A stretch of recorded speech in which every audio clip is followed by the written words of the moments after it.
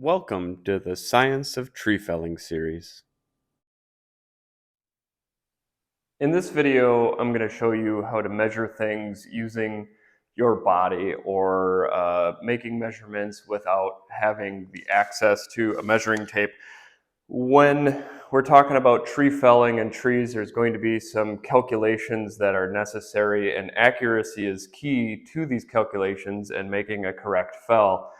It's important for us to be able to measure small things, but it's also important for us to measure very large things. And we don't always have access to a measuring tape or a diameter tape.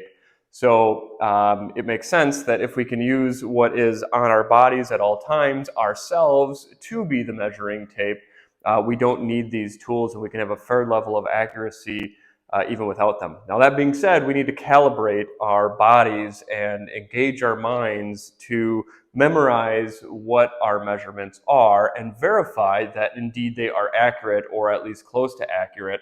And this can change over time. We change shape, we change our stride, our gait. All these things are variables that need to be checked with some level of frequency. So in this video, I'm going to show you some the ways that I measure things using my body.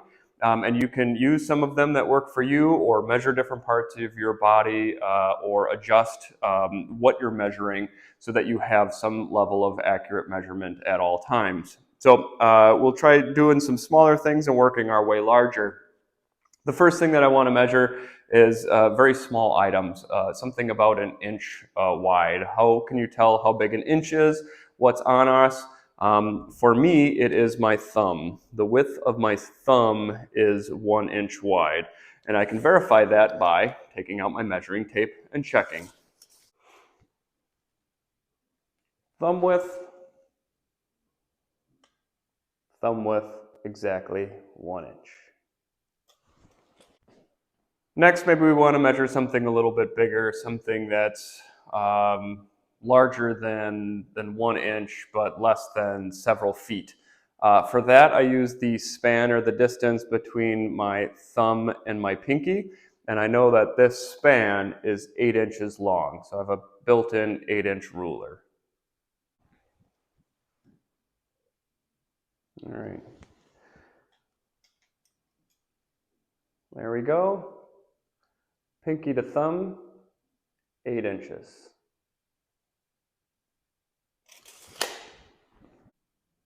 All right, now maybe I need to measure something in several feet at a time.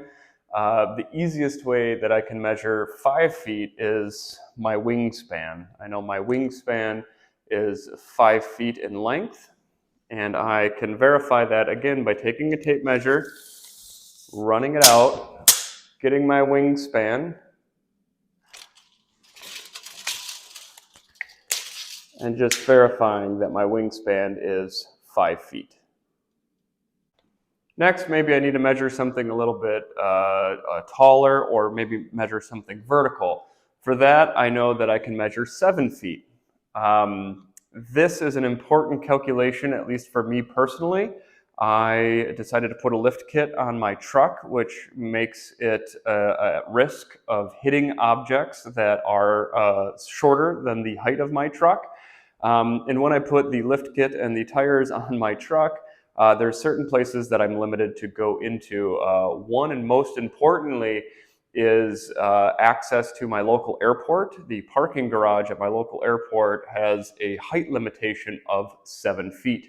My truck height is 6 feet 11 and a half inches. Now, technically, I'm underneath 7 feet, but I don't want to hit a bump and risk causing damage to my truck. So now, if it's not marked, I know that I always need to be under 7 feet to drive my truck into something or underneath something.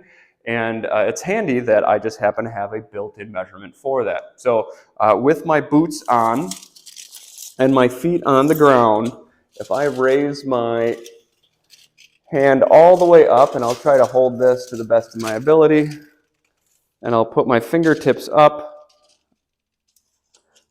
put the bottom of the tape measure on the ground, raising my hand up, fingertips up. My measurement is at exactly 7 feet. So what does that mean to me? That means before I drive my truck underneath something, all I need to do is raise my hand up, walk underneath the object, and if my hand raised all the way up doesn't touch anything, I can drive my truck safely underneath there. It also tells me that any vertical object that I'm standing next to with my hand raised up is 7 feet tall. So what if I have to measure a lot longer distances, something much greater than 7 feet at a time vertically or 5 feet at a time horizontally? Let's say I want to measure the height of a tree or the distance of the fell of a tree. This is going to be an extremely important measure that we're going to use a lot when we're felling trees, and once we start talking about our felling plan, you'll learn more about that. But we have to calibrate our bodies and make sure that we can measure that distance. So what we're going to do is we're going to go outside and we're going to measure using a tape measure of 50 feet in length. 50 feet is a good long distance. I like to measure things using snow pins. You can use safety cones or some sort of start and stop marker, whether it's tape on the ground or whatever you have at your disposal. Make your start at 0, make your stop at 50. And how you're going to do this is we're going to calculate our pace. What is pace? Pace is a left-right combination of feet. So instead of 1 step, a pace is 2 steps. So 1, 2, that's a pace. Turn around, 1, 2, that's a pace. A left-right combination. So I'm going to count the number of paces that I take between my start and my stop of 50 feet, and I want to know how many feet per pace I get. So I'm going to take the number of feet that I've traveled and divide it by the number of paces I took, and that'll give me how many feet per pace that I have. So let's go outside and check what my feet per pace measure is. Okay, here you can see my snow pins with the pink flags on them. I have a start point over here where I'm standing and an end point over there where I'm going to. I'm going to square up to my start point, and remember, a pace is a right-left combination. So I'm going to start off on my left foot, and I'm just going to count each right-left combination as 1. So here we go. 1, 2, 3, 4, 5, 6, 7, 8, 9, 10. And on 10, my right-left combination ends at the finish point. So I have 10 paces between 50 feet. Let's spin this around and double check and try again. All right, here's my start flag. Feet on the starting line. And here we go. 1, 2, 3, 4, 5, 6, 7, 8, 9, 10. At my end flag. 10 paces between 50 feet. All right, as you can see, I consistently was able to measure my pace, or 10 paces, over a 50-foot measure, which means 50 divided by 10 gives me 5. I know that my pace, standing on level ground and walking across it, is 5 feet per pace. And in doing so, now I can measure extremely long distances, 40-acre corner markers, or even miles or beyond, simply by keeping count in my head, or maybe even writing it down if it becomes a very large number, by right-left combinations. So as I'm walking, now I can measure from a start point and count 5, 10. And that way I can just keep measuring and measuring and measuring until my heart's content, to which I'll be able to measure extremely tall trees. Again, keep watching these video series if you'd like, and next up we are going to be going back outside and talking about the tree felling plan.